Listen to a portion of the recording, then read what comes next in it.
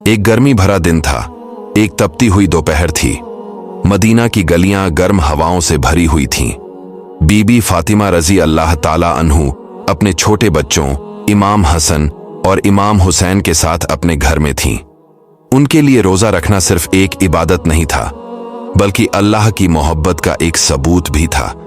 मगर घर की हालत देखने लायक थी। गरीबी का दौर था, खाने को कुछ ज्यादा नहीं था, पानी भी महदूद था। लेकिन इस सब के बावजूद बीबी फातिमा रजी अल्लाह ताला अन्हु ने रोजे की नियत की।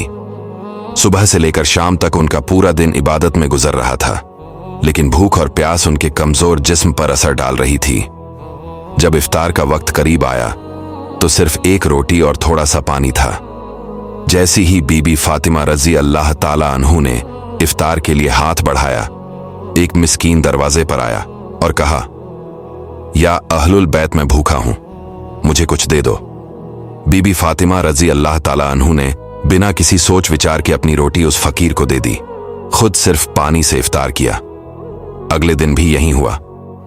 जब इफ्तार का वक्त आया, एक यतीम आया और खाने की दरख्वास्त की। फिर बीबी फातिमा रजी अल्लाह ताला अन्हु ने अपना खाना उस यतीम को दे दिया। तीसरे दिन भी एक कैदियों ने आकर मदद मांगी और उन्हें अपनी रोटी उस कैदियों को दे दी। 3 दिन तक सिर्फ पानी पीकर रोजा रखना और फिर भी किसी और की भूख को अपनी भूख पर तरजीह देना, यह सिर्फ बीबी फातिमा रजी अल्लाह ताला अन्हु का ही जज्बा हो सकता है। ये देखकर इमाम अली अलैहिस्सलाम की आंखों में आंसू आ गए।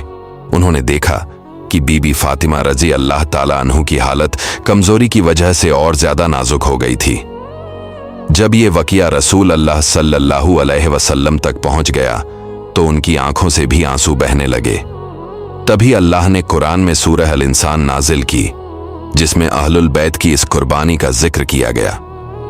और वो लोग जो अल्लाह की मोहब्बत में अपना खाना मिस्कीन, यतीम और कैदियों को देते हैं और कहते हैं, हम सिर्फ अल्लाह की रजा के लिए तुम्हें खिला रहे हैं, ना तुमसे कोई बदला चाहते हैं, ना शुक्रिया।